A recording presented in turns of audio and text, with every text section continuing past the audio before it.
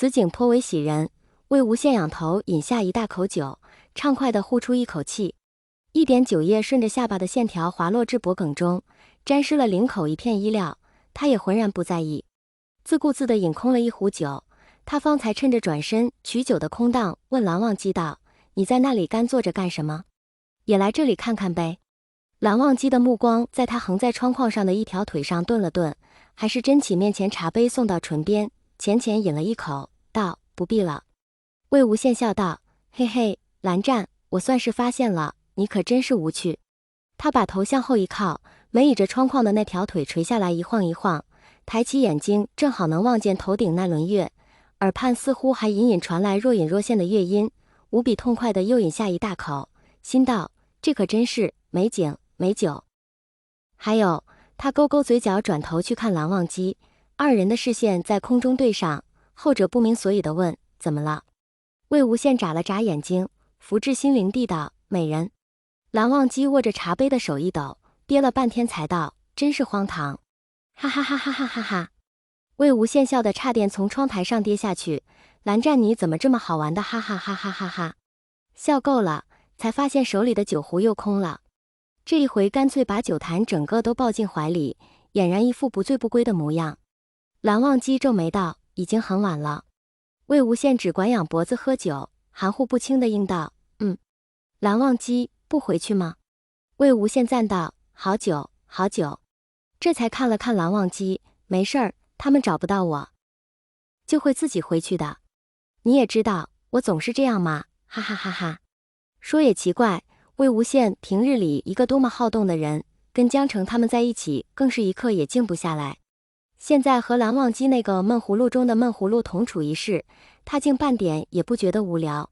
几壶酒下肚，整个人都有些飘飘然的，哼着歌摇头晃脑的向湖面上张望一阵，想起了什么似的，回头与蓝忘机道：“蓝湛，闲着也是闲着，跟我讲讲你们家的事呗。”蓝忘机道：“你想知道什么？”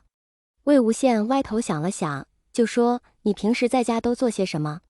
蓝忘机道：“习武练剑，博览群书，世家弟子一向如此。”魏无羡嘿嘿道：“也是，像我这样长歪了的毕竟还是少见。”蓝忘机看了他一眼：“你呢？你做什么？”魏无羡挑眉道：“游湖，射风筝，打山鸡，反正只有你想不到，没有我不会玩的。”蓝忘机下意识教训道：“你这般懈怠，将来要如何？”魏无羡忙打断他：“哎，停下停下，我功夫学业可是一点儿也没落下，不信你考考我。”魏无羡抱着酒坛盘腿坐起来，道：“行了，蓝湛，知道你是世家弟子楷模，别人家的孩子，可咱难得出来玩玩，也不是为了听你教训的。知道我刚才为啥这么问吗？”蓝忘机抬眼看向他，魏无羡凑近了一点儿：“你明天就要回去了，对不对？”蓝忘机放在膝上的手下意识收了收：“是。”魏无羡道：“哎，你看咱俩谈得这么来，谈得来的蓝忘机，我就想啊，改天怎么说也得去你们仙府拜访拜访。但我又忽然记起，其实没这个必要。明年开春，江宗主似乎本就是想把我们送去你们家听学来着。”蓝忘机道：“确有此事。”魏无羡一拍大腿：“这就对了嘛，正好明年可以去玩玩，顺便看看你们姑苏的仙子们。”蓝忘机眉间抽了抽：“你究竟是去听学的，还是去玩闹的？”魏无羡笑道：“那当然是去好好上课的。所以嘛，你再好好跟我讲讲你们家都是怎么个规矩，什么时候干什么，好让我有个心理准备，不然准成你们家先生教学生涯上一记败笔。”蓝忘机一时也分不清魏无羡这番话究竟是发自内心，还是只是随口说着玩玩，但看他眼神好像又却有几分认真，略一思索，竟真的开口，一条一条与他详说了。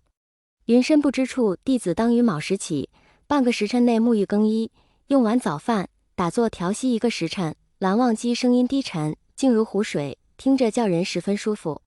所以虽然他此时讲述的东西着实死板无聊，魏无羡也没舍得打断他，难得的安静下来，一句一句的听，虽然没走心，但也时不时点点头，应和两下。船已行至湖心，岸边皆是模糊在晃动灯光之中，不见人影。魏无羡坐了半晌，干脆把两条腿都敲在窗台上，抱着酒坛倚着窗框，眼睛漫无目的地也不知在看哪里。兴许是喝了太多酒，兴许是夜风吹得太舒服，又兴许是蓝忘机平稳的声音听得让人心生安宁。魏无羡渐渐感到困意上冲，捂着嘴打了个呵欠，歪歪头寻了个舒服的位置，轻轻闭上了眼睛。蓝忘机的声音不知何时停了下来，只有底下流水还温柔地拍打着船身。魏无羡迷迷糊糊间把眼睛睁开一条缝，恍惚看见蓝忘机已经走到了他的身边，正站在窗前向外远望。魏无羡的声音黏糊糊的，十分慵懒，又带着一丝小小的得意。云梦，美吧？蓝忘机轻声道：“嗯。”